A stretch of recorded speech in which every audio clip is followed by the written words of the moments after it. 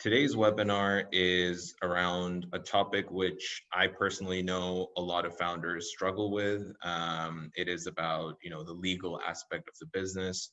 Throughout the webinar series, we've covered different aspects of a business when it comes to finance, marketing, strategy, and today we'll be covering the legal side of things, where how can you protect your business during this crisis situation, and going forward, what are the things that you need to look out for when you are signing those agreements with vendors, partners, customers, all of those things. I'm joined by two experts in the field, Dr. Mohammed Zaidan, who is the principal and head of corporate and arbitration at PrimeCase, and Bianca Gracias, who is the co-founder of Suits and Advisors.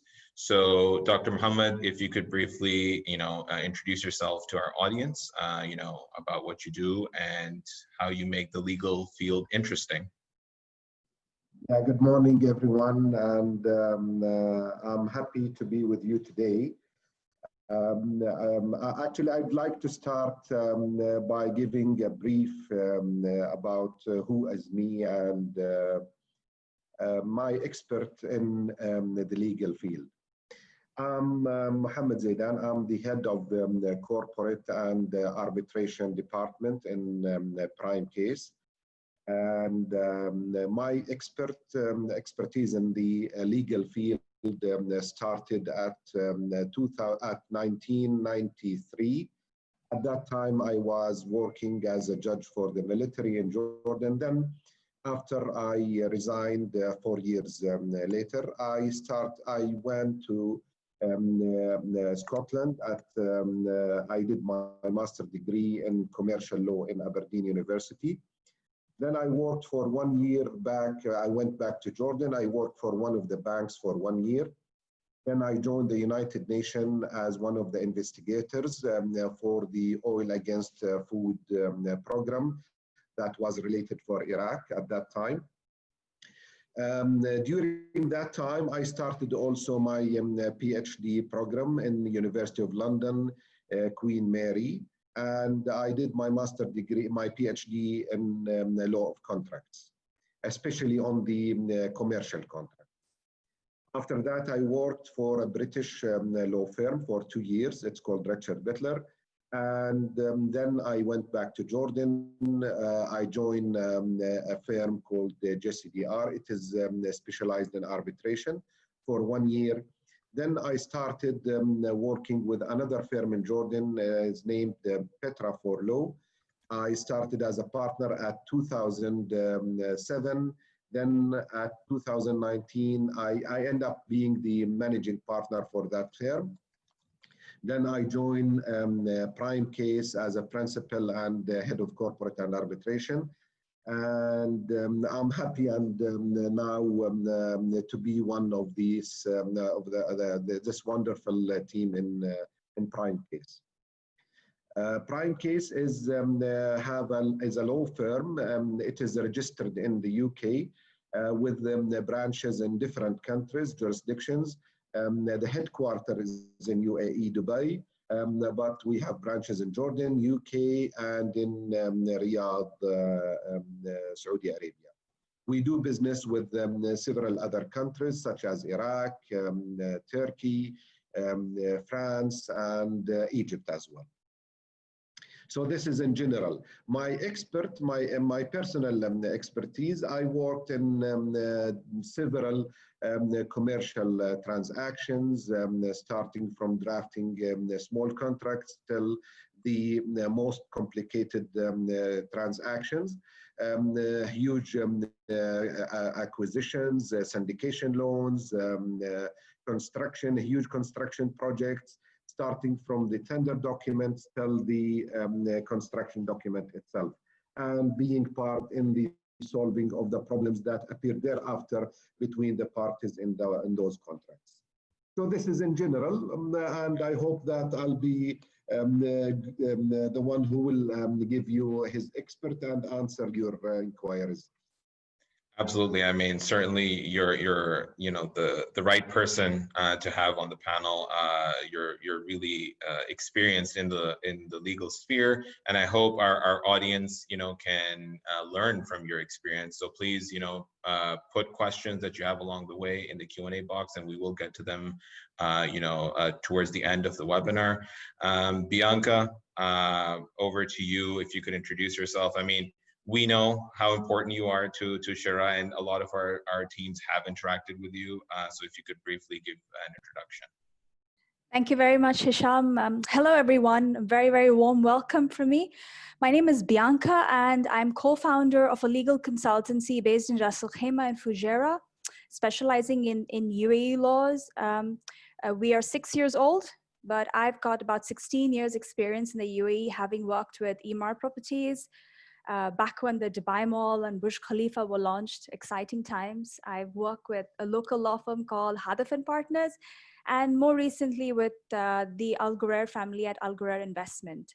My specialization includes making legal stuff easy for business owners to understand without any designer price tags. And we focus on advising small and medium-sized businesses, which is why we are also part of Shara. We are very involved in the startup community and very passionate about the startup community. That's us in a nutshell. Oh, and fun fact, Hisham, for all the attendees, we were named after the TV series Suits, which I'm sure everybody is familiar with. Yeah. I mean, correct me if I'm wrong, but I don't think the courtroom cases are quite as they're shown on Boston Legal and Suits. They're a little bit different, right? They are, but the suits are the same. Okay, great. So yeah, absolutely. I really appreciate both of your time, to help us out with the webinar. And I just want to kind of jump right into the content. We have a couple of things that I think would be important to cover during the webinar. So Dr. Mohammed, I'll start with you. There's a term, that is coming up quite often these days, force majeure. Some people understand what it is, some people don't understand what it is. So maybe can you provide some insight into that and how it relates to the current COVID situation? Okay. Now, force majeure, actually, it's a legal term, and most of the contracts do have a force majeure clause to deal with extraordinary events or circumstances that are beyond the reasonable control of the parties, and which result in the even impossibility of executing the whole contract or part of the contract, or in sometimes it make it very difficult and unbearable for one of these parties. Now, if the contract has no force majeure clause, does not mean that the affecting party from this event or situation cannot seek the application of the law to reduce his burden, or at least to terminate the contract in whole or partially. Now, the force majeure, it has different aspects or different doctrines, because it is different when it comes to the, for example, in the UAE than it is in the common law. The force majeure doctrine, or what they call it, the frustration of contract in the common law, has different factors, different understanding, different principles than what it is in the other laws. But in general, most of the legal regimes and the legal or the countries, they apply most probably the similar basics or the similar standards in the force majeure clause. This is one. Now, there are different situations that are not force majeure events, but by the end of the day could be reaching to the similar result. For example, in the UAE law, There is the force majeure articles that deal with the force majeure clauses, and the other clauses that deals with the unexpected events that make the execution of the contract, if although not impossible, but difficult or very difficult for one of the parties. And that party can, in this case, seek the court to help him in ending or in reducing his responsibilities in the contract. So this is in general the. Okay, so then Bianca, in your opinion, so do you think right now, like given the situation, this clause is something that, you know, business owners should rely on when it comes to changing their contracts with their suppliers at the moment?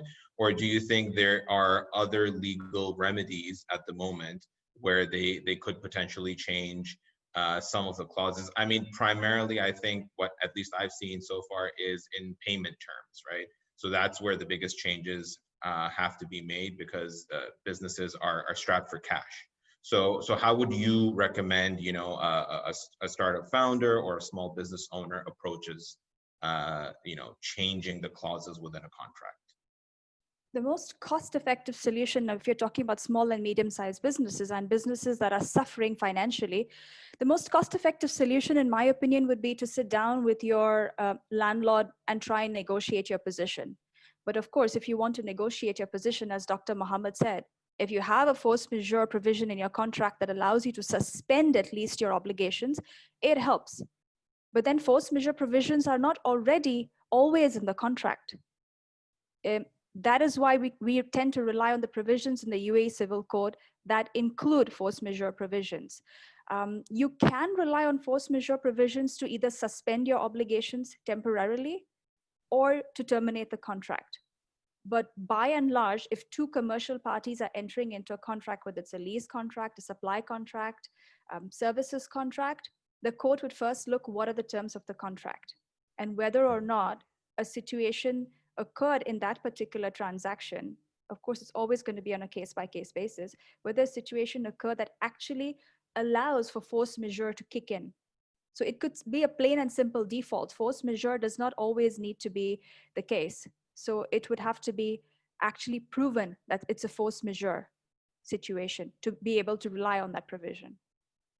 Okay, so if I'm understanding correctly, we cannot reasonably say that the COVID situation automatically qualifies as force majeure. It still needs to go, you know, in a court of law, and that is where it would be decided whether it's applicable or relevant. Correct? Correct. That's my understanding. Yes.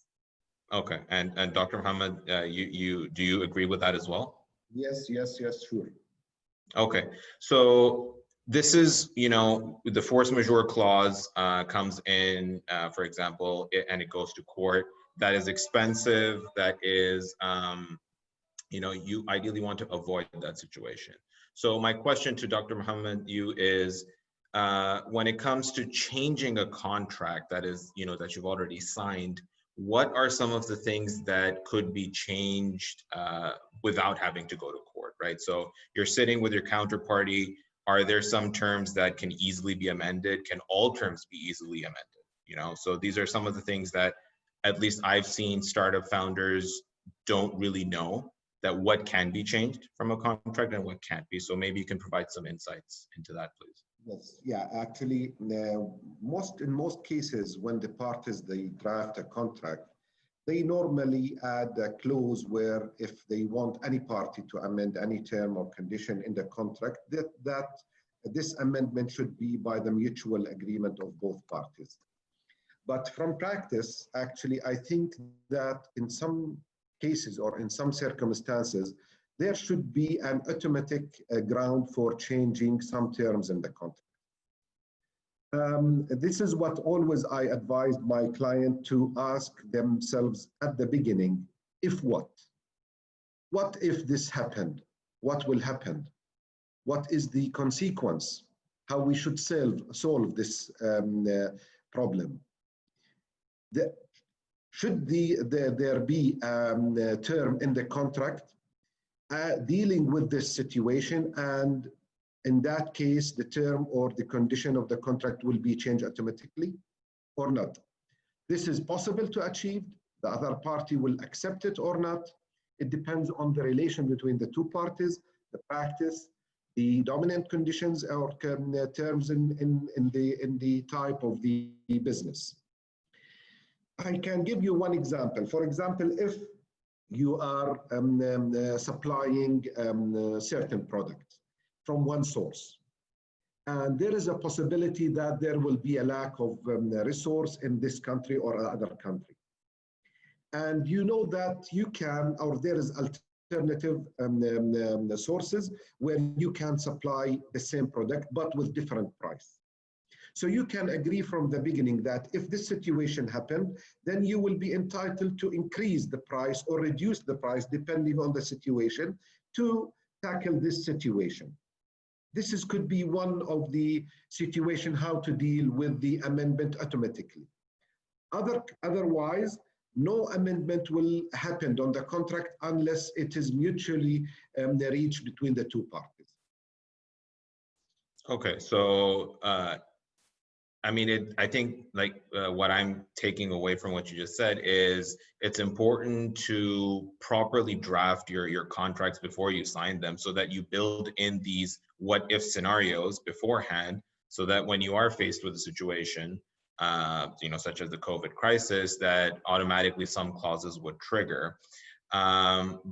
So, I mean, you know, Bianca, if you could, you know, because you've worked with a lot of, you know, startups as well, a lot of founders don't know the importance of this, right? And they don't know how to go about drafting those legal contracts to begin with. So could you provide maybe some, you know, like, are there some templates that perhaps startups or founders could use, or some tools, or, you know, just generally, how would they approach drafting contracts with their suppliers or customers?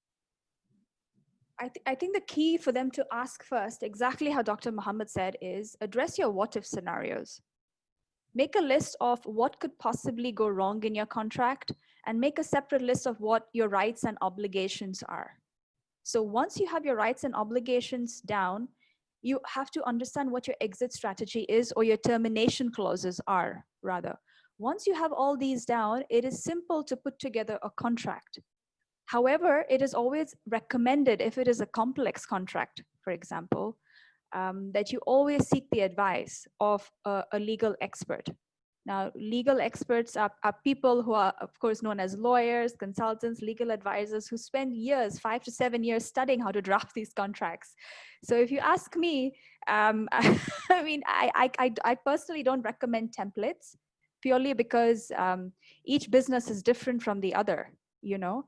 And if lawyers just start recommending, oh, go use this template from Google, download this, download that, it would be an insult to the oldest profession in the world, if you ask me.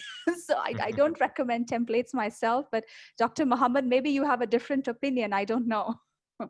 No, actually, I do agree with you. I hate templates because each case or each transaction have a different factors than the others. It depends, as you mentioned, on the parties, on the jurisdiction, on the applicable law, the type of business, the payment terms. All these things should be tackled in a different way than other contracts. So I do totally agree with you. Templates should be avoided. Also, one thing I'd like to add to this, Hisham and Dr. Mohammed, I've seen in my experience a lot of startups get templates online from whatever sources they get it from. And most of it is in Victorian English that even we don't use as lawyers, especially in just this jurisdiction where we tend to translate most documents into Arabic if it has to go to court. So when it is gone, it goes to the translator and it's in Victorian English. Even the translator doesn't know what he's translating at the end of the day. So it could easily get misinterpreted. So, I mean, the only way I would say that they could reduce costs perhaps is if they draft the document themselves, or they put down all the points comprehensively, so the lawyers can then offer them a fixed fee perhaps. to prepare that document for you. That's the only visible way I can see they can keep costs low. But it is always recommended to go to a legal advisor, at least beforehand, have a consultation before they put together their document. Okay, absolutely. And I completely agree with both of these viewpoints where like templates aren't necessarily the best way to go about things. Even like when I'm sitting with a founder and consulting for their go-to-market strategy, it's just easier to have templates, but I strongly recommend against that. But then on the counterpoint, there is this whole aura around the legal sphere, that, oh, it's really difficult, and contracts are usually 50 pages long, and that's probably what puts off some founders from starting to at least draft them themselves, right? Of course, you should always get legal advice. So Dr. Muhammad, is there like a simple way that you could recommend to start the approach of drafting a contract? Maybe, like 3 or 4 key steps that founders should do before they approach a legal expert for advice? Yes. Now, actually, I'd like always to divide this or the drafting of the contract to 2 different stages. The first stage is to have something similar to what the banks apply, the KYC, to know your customer.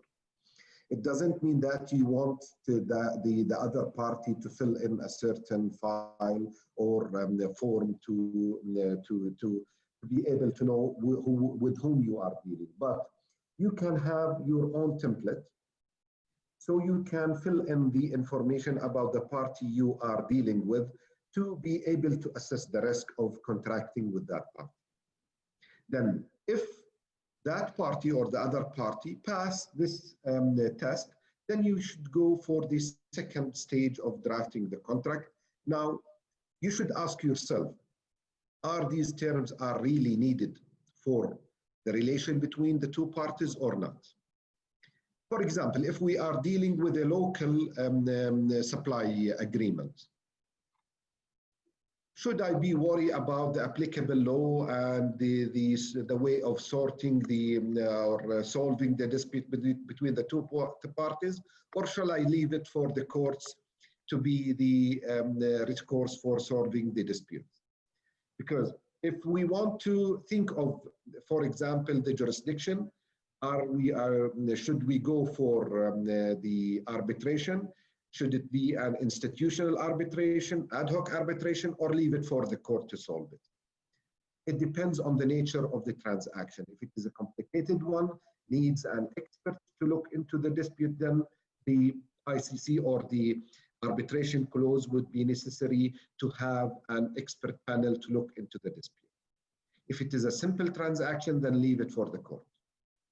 So this would reduce the clauses in the contract. The second thing, as Bianca mentioned, what are the obligations of 2 parties?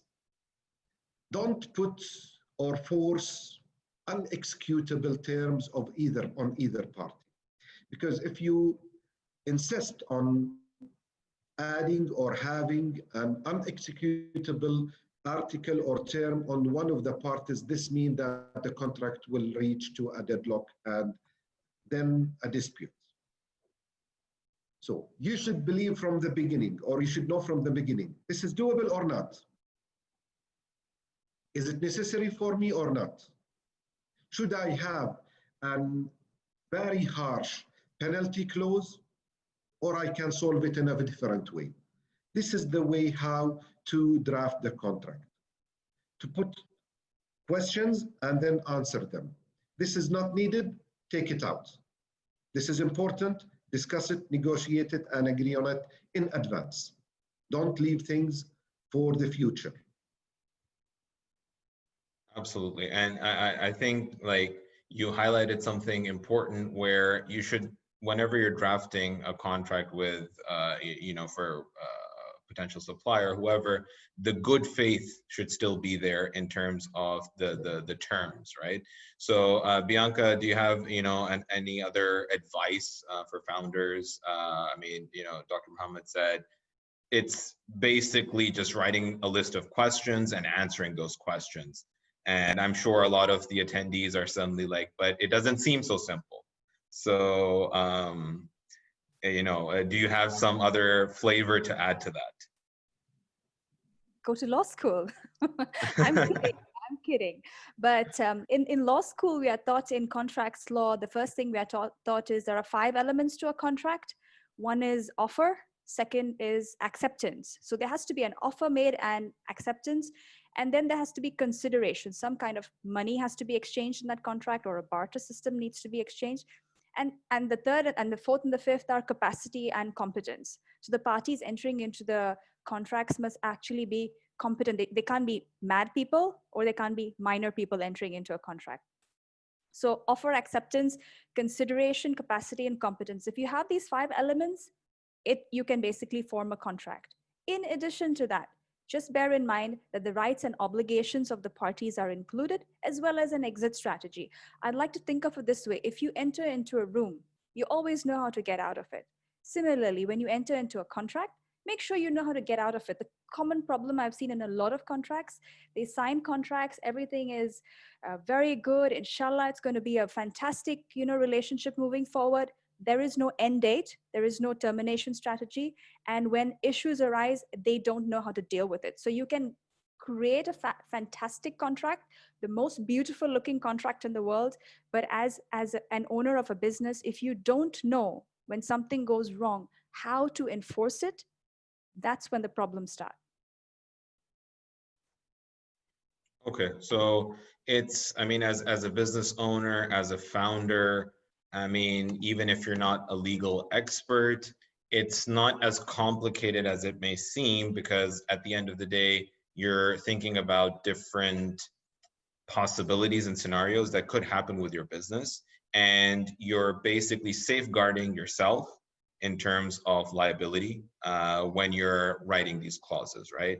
So I just want to bring in another aspect here, which is also, I think, fairly common, especially when it comes to startups, is verbal contracts, right? So this is all, everything we've been discussing so far has been around written contracts. Perhaps you've signed them, legally binding, things like that. Bianca, if you could start with shedding some light around verbal contracts, and, are they applicable? Do they hold in court? Things like that, I have very limited litigation experience. I'm sure Dr. Muhammad will be able to shed more light, but I'll tell you from a theoretical point of view. From a theoretical point of view, verbal contracts are valid and binding contracts under the UAE Civil Code, provided they have the 5 elements that I spoke about earlier. And provided you have a witness who is a competent witness who can assert to the fact that that particular verbal contract took place. But in my limited experience that I've had, verbal contracts are very difficult to prove. So I don't know what your view is, Dr. Muhammad.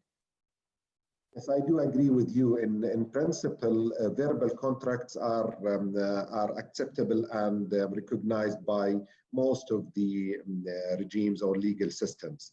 But as Bianca mentioned, the most difficult thing in the verbal contract is how to prove it, although it is possible to prove the verbal contract by all means before the court. But most probably in this case, you will depend on the memory of the witnesses or other supporting documents that can be used to prove the relation, such as exchange emails, invoices, purchase orders, and similar documents. Although there should be no signed contract, but it won't be easy to prove the terms of the contract than in the case of having a written one. Unless also we should mention that in some contracts the formalities are required. For example, in some regimes, they don't recognize the labor contract unless it is written one, for example. Therefore, in the insurance, it should be written, for example. So unless the formality is required by law, then yes, verbal contract is recognized and can be proven, but it's not easy to do that. So For me, I don't like verbal contracts, although we can deal with it, but it won't be an easy task before the court. Definitely, and I mean, I completely agree with what you said in terms of, you know, verbal contracts are not ideal, but as we've seen with startups, you know, especially when it comes to co-founder agreements, right? You know, the person A has been my best friend for the last 10 years, and we're starting a business together, and they don't want to sign anything because you know, it just maybe makes it a bit complicated or something like that. So I just want to touch on that a little bit now. You know, the discussion around co-founder agreements or business partner agreements. Bianca, you know, what's your advice there for, you know, aspiring entrepreneurs or existing founders? Is it important? Typically, what are some of the things that are included, you know, in a co-founder agreement? You know, maybe you can provide some insights there. Sure. A co-founders agreement, just to clarify by definition, is more of a promise two or more parties make to one another of how they are going to incorporate and start running a business. If you're talking about a co-founders agreement, I'd like to clarify also that it is very different to a shareholders agreement. A shareholders agreement is usually signed at the time of actual incorporation of a company or after incorporation of a company, and it is thorough and more detailed, more complex than a co-founders agreement. So as far as a co-founders agreement is concerned, you would have very soft clauses, more of a promising nature. I promise to do A, B, C, D, and if I don't promise, then these are the remedies you can take. So it's quite soft in its approach, although it can be then converted into a shareholders agreement or canceled, and a new shareholders agreement should ideally be signed after incorporation of a company or when you're going to bring on additional shareholders. So whilst a co-founders agreement is great to start with, it is always advisable to progress to a shareholders agreement after incorporation. Okay, so I mean, if I understood correctly, a co-founders agreement is more like, you know, it will have clauses like, after we hit maybe 1,000 customers, you know, you will be entitled to maybe 5% of the company or something along those lines, right? However, a shareholders agreement is you are entitled to, or you are the owner of 1,000 shares in the incorporated company. Is that fair, Bianca? That is a fair assessment, a limited assessment, because there are so many complexities involved. Yeah. With a co-founders agreement, I'd like to highlight that a lot of co-founders can sign it before a company is incorporated because it's of a promising nature. There are promises made to each other. I have seen cases where it may be binding or it may not be binding or partially binding as well. So that's something that they can agree to as well in a co-founders agreement. Okay, and Dr. Muhammad, yeah, you know, we get a lot of questions around, I guess, the shareholders agreements. You know, founders are going to register their company. They don't really understand the mechanics of, you know, shares and how to assign shares and things like that. So maybe on, you know, a very high level insight you can provide around, you know, registering your company and the associated shareholders agreement, typically that you've seen. Yes, and let me go back to what Bianca mentioned regarding the co-founder agreement. I do agree with Bianca that co-founder agreement is a preliminary stage where the parties who have potential business, they want to agree on the basic terms for their relation. What each party should provide before they reach to the stage of registering the company. So it's a promises stage whereby each party should provide or should do something till we reach to the mutual understanding for the relation. Then we go for the second stage, that is the registration of the company. So now before registering the company, the co-founder could from the beginning, for example, agree on certain issues. For example, what if we want to register a limited liability company? what is the difference between the limited and the private listing company or the public shareholding company. Are we planning to issue different classes of the shares? Class A, Class B, Class A have privileges over Class B, C, or so on. So in this case, we should from the day one know that limited liability is not providing this, this possibility. Public shareholding company, yes, it does not provide this kind of different shares.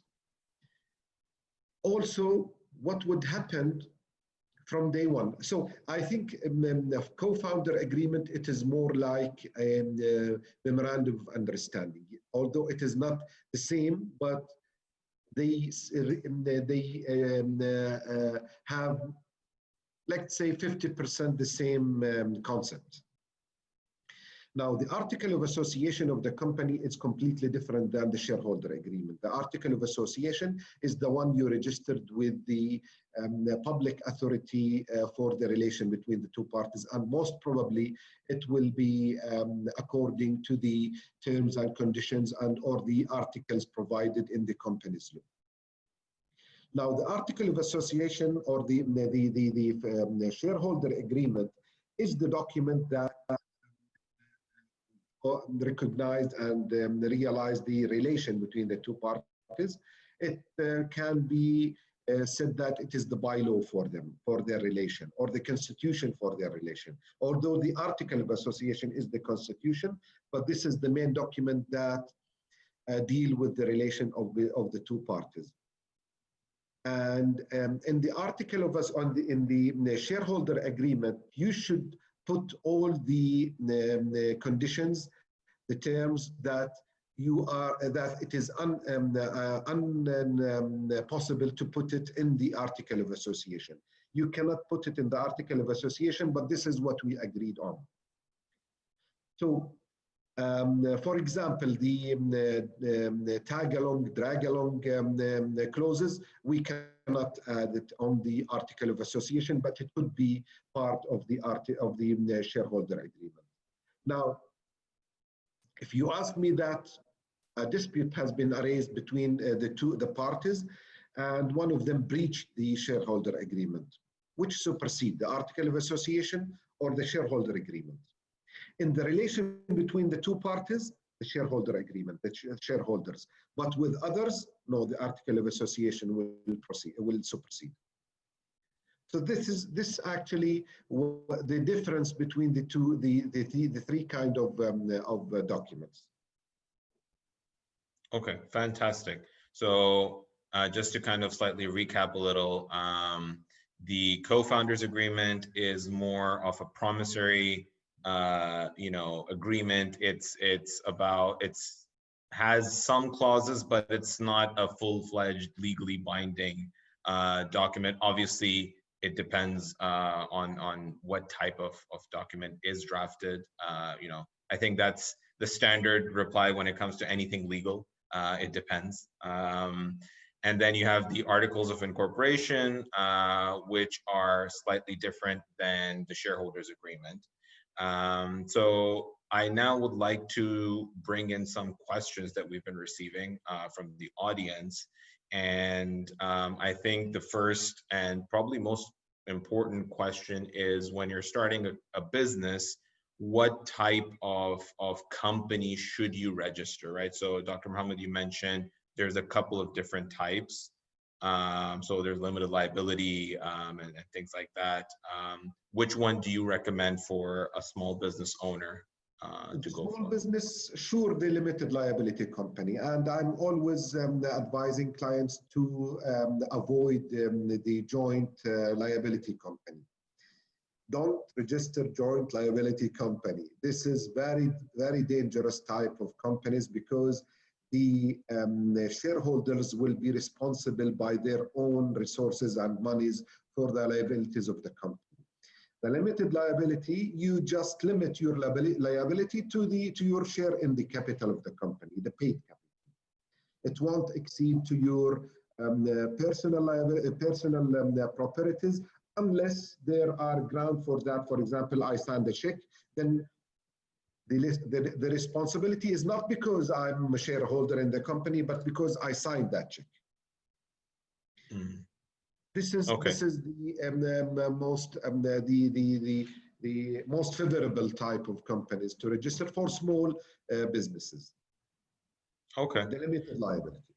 Limited liability, because I mean, just to a little simplify it a little, limited liability, you're only liable for whatever you have put into the business as capital. Your personal assets are safeguarded, so to speak. Again, if you sign checks or things like that, it may change. Bianca, a question I kind of direct to you is, where can people learn more about the local laws, right? So is like, are there some websites or, you know, some forums that business owners can visit to, especially, I mean, I will specify this question for the UAE, if you know of some relevant places where people can learn about the local laws. Although knowing the law is an obligation under the UAE Civil Code, there is no comprehensive database I can refer to. But I can say it's good to start with the Ministry of Justice website, which has all the list of all the most of the laws, I'd say, and decrees on there. But other than that, if you can find the government websites of each emirate, they have something called the official gazettes. That's basically a list of all the laws, decrees, and resolutions issued by each emirate and the federal government on a regular basis. To the extent possible, I think they're distributed between the official Gazette websites of each emirate, and you'll find some also on relevant ministry websites. So there are very different levels of laws and regulations, if you will. You've got the federal laws, which apply all across the UAE, and that's issued by the main government of the UAE, which is the federal government. Then you've got laws or decrees at an emirate level, which are the Amiri decrees. And then you've got resolutions and regulations and that are issued by also government entities. So if you have to run a check, then you have to run a check at the federal level, the emirate level, and the relevant government or department level. So my recommendation would be, if you are in business, you're the owner of a business, the first thing you should definitely do is run a search with all the agencies where you've got your license from as to what laws are applicable to you, and then have a copy of those laws. Okay, so it kind of comes down to a little bit, a lot of research, to be honest. But I mean, I would just recommend, I mean, from my perspective, another great way to learn about the local laws is to connect with, you know, lawyers in the jurisdiction you're in. So like, for example, Bianca or Dr. Muhammad are experts in the field. Reach out to them and you know, ask questions if you have, or you know, just meet for a cup of coffee. And I think, you know, it would be less overwhelming than just opening, you know, all the laws that are available for a certain country. Dr. Muhammad, another question I would like to ask you in terms of liability.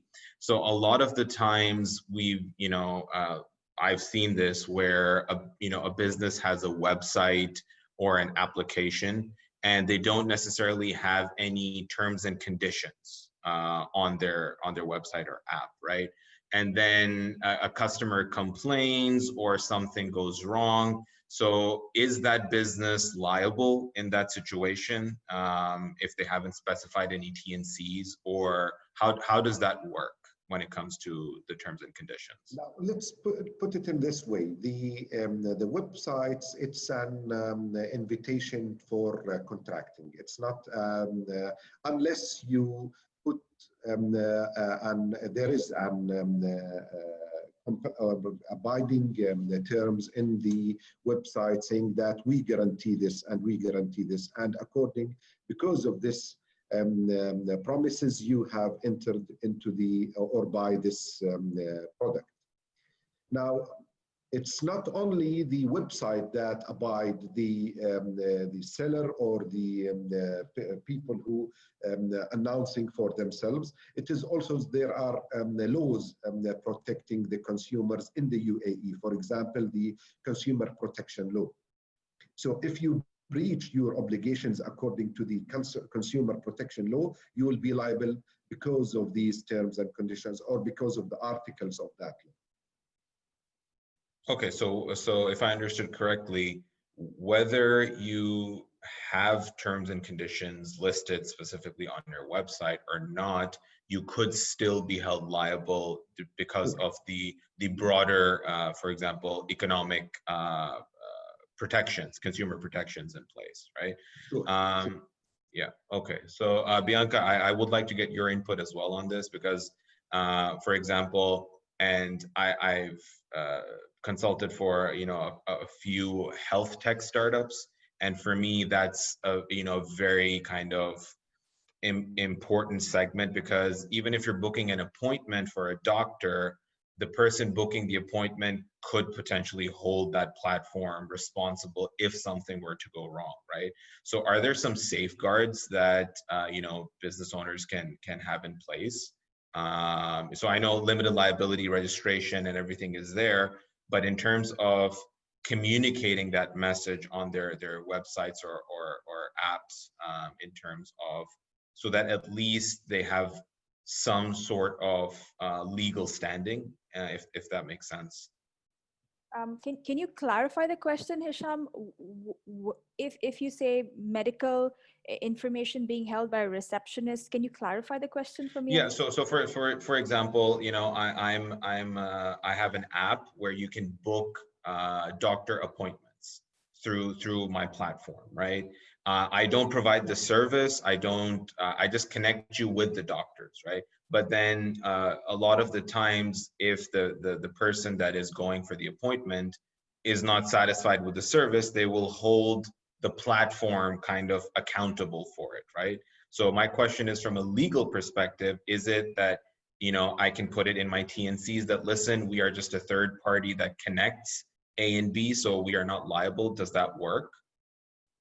It does work, yes, but you have to ensure that the other party has read and understood the terms and conditions. Now, we all know that we are all guilty at some point or the other of just clicking the box that says, I've read all the terms and conditions, and just signing up to whatever we need to sign up because we're eager to get to the service or the product.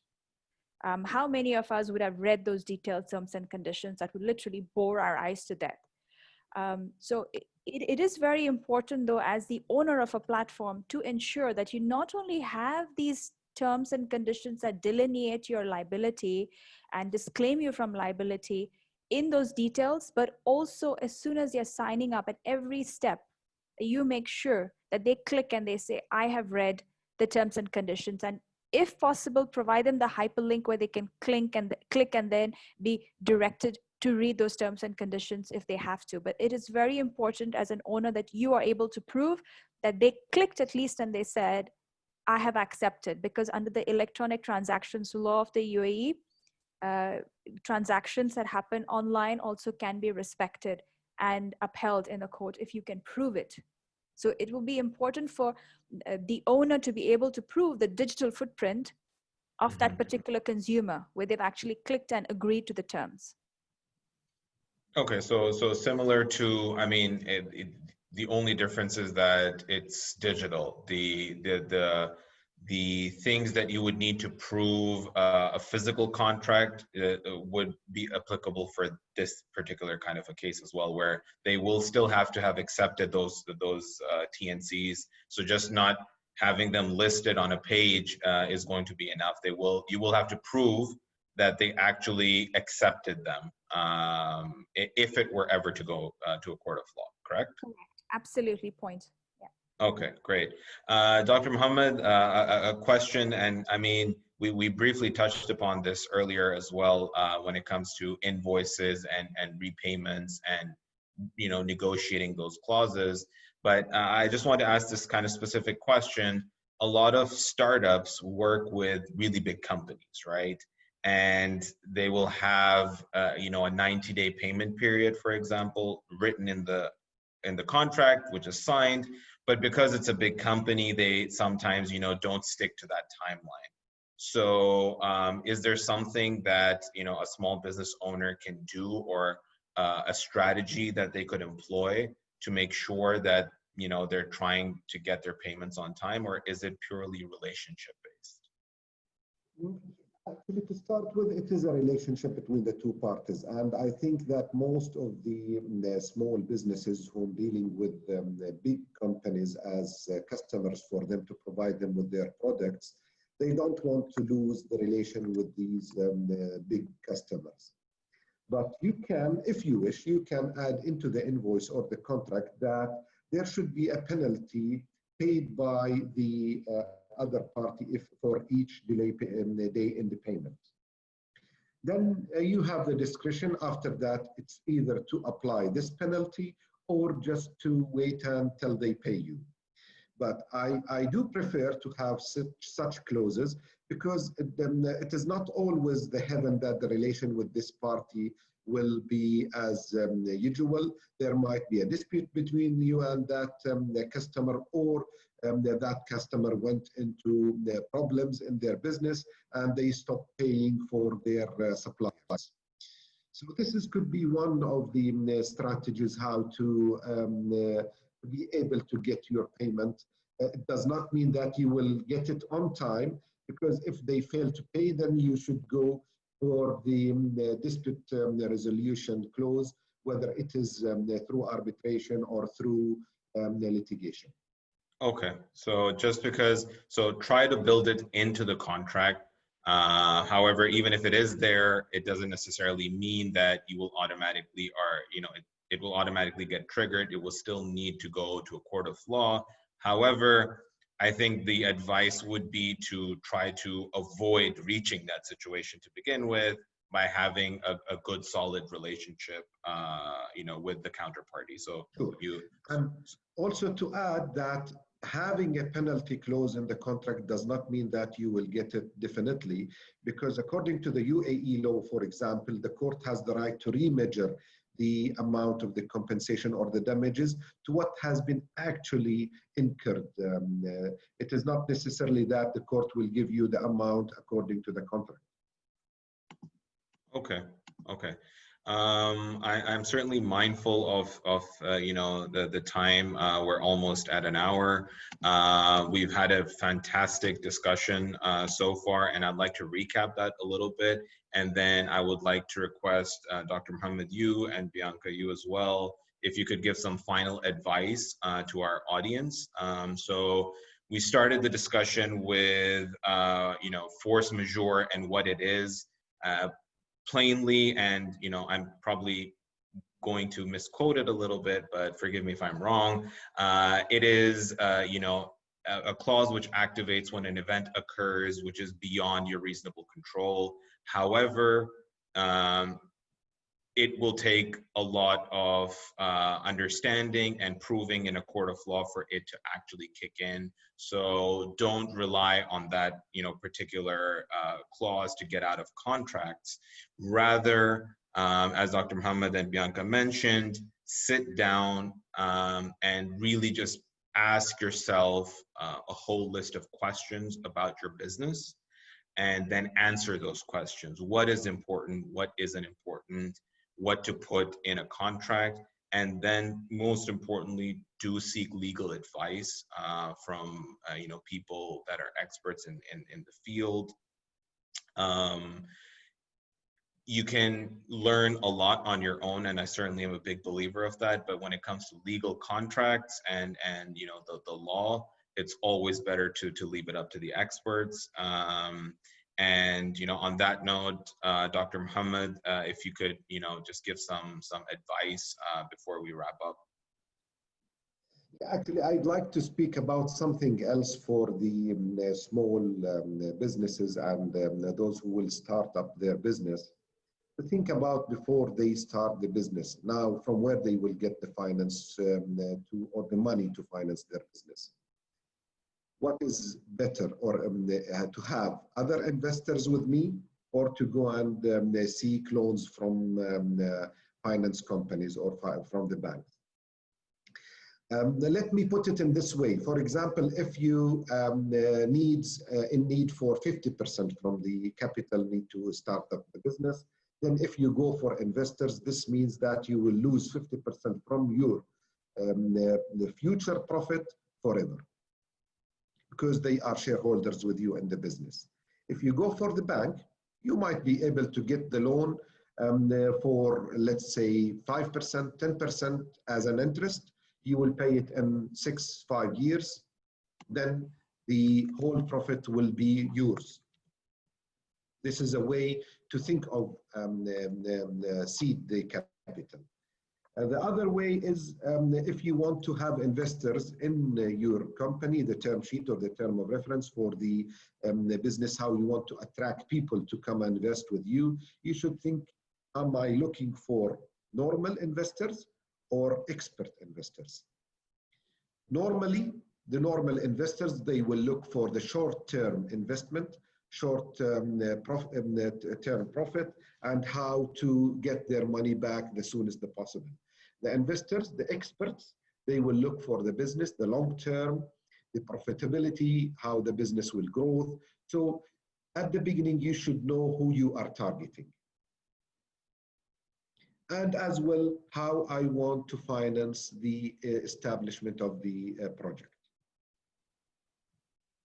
Okay, so I mean, even before we get to the contracts and drafting the legal things, it's about knowing who you want to have that relationship with, right? Exactly. Whether it's money or business, and I think this is a key thing to the audience, where especially when it comes to investors, easy money will come your way, but the terms and the relationship may not be the best thing for your business. So just be very mindful of that. Bianca, your final, let's say, advice, although you're always advising our startups because we have office hours and everything. So for the purposes of the webinar, what would you like to say? Well, for the purpose of the webinar, I'd like to stray a little, in the sense I'd like to give just top tips which startups could follow from a remedial perspective and from a preventative perspective, if I may. So I hope everybody has their pens and paper at the ready. I'm going to speak really fast. I'm kidding. In terms of remedies, if you're stuck in a difficult situation, for example, you've got employees to cover, you've got lease agreements, you've got other debt collection issues that you're facing, I'd say key things for you to do are bring out all your contracts and have a look at them. Start contacting the other counterparties and see whether you can negotiate and settle to the extent you can. Have a look at your business plan, look at what your outgoings, overheads, and expenses are, and see to what extent you can reduce them or moderate them, if possible. Try and meet your banks to negotiate if they can actually help you with payment plan options, deferring loans if you have any loans. And if you have any insurances, try and see whether you can make claims under any of those insurances, perhaps business interruption, if you've lost business, if anything can be claimed under those insurances. These are quick remedies that you can create. In terms of your employees, remedies you can put in place. I know a lot of employees are disillusioned, and we are going to have loyalty issues with them if their salaries have been reduced or they've been put on unpaid leave. I would recommend try and have team building exercises and create some kind of an ESOP plan or an incentive scheme. Try and put that in place to try and motivate employees, because they are your key at the end of the day to getting business and getting your operations running. In terms of preventative, that's easy, right? Because you've not actually had the problems yet. So if you can prevent these from occurring, I'd say have contracts in place for every transaction that you sign. And where you can't have a contract in place, try and get insurance, because the only two ways in which you can prevent risks from losing money or not making money is either having a good contract in place or an insurance policy. So where you don't have a contract, try and get insurance if possible. Also try and create a business plan. I'd say 90%, shamefully speaking, actually, 90% of the startups that come to me don't have a business plan. So what they do is they get a license and then they say, Inshallah, I will get business because my idea is a great idea. Unfortunately, it doesn't work that way.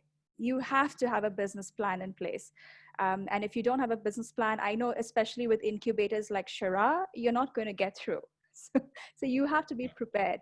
And secondly, if you can get insurance, I'd say. And in your business plan, the one thing that I'm actually emphasizing on, to have two main things in your business plan. One, the UAE Companies Law provides for 10% of your net profits to be kept in a reserve fund. Try and implement that, if possible, in your company as a matter of good practice. And secondly, I'd say if you can have something like a reserve fund or a contingency fund separately, which provides you a kind of a float for 6 months of your overheads or expenses of your business, that will help in the future. If something were to go awry, you at least have that float to rely on. If you don't have that float, then there's something that you need to reconsider in your business plan, I'd say. Those are my top tips. Oh, those are some excellent tips. And I think, you know, just like from a high level, I think the key takeaway for me, and, you know, this is certainly something which I try to communicate to founders as well, whether it's legal or your business or finance or marketing, it's all about planning. So I think from the legal side of things, you know, plan for the different scenarios that can happen, plan who you want to have relationships with in terms of you know, investors and vendors or suppliers and customers.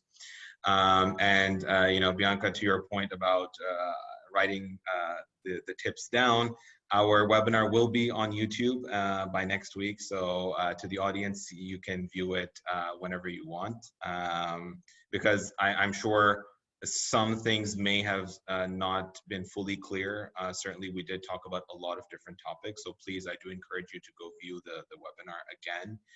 We will also be putting the link to a feedback form in the chat. So please let us know, did you find it useful? You know, how can we improve? Perhaps, would you like to see more legal webinars as well? It's all about the audience, and, you know, we really appreciate you attending every week. And to the panelists, Dr. Muhammad, Bianca, really appreciate your time. I really enjoyed the discussion we had. And, you know, we hope to have you again, you know, in the future for one of our webinars. Thank you so much, and the honor is ours to be with you, and hopefully we will be part of another events in the future, and to get our expert to the beautiful audience.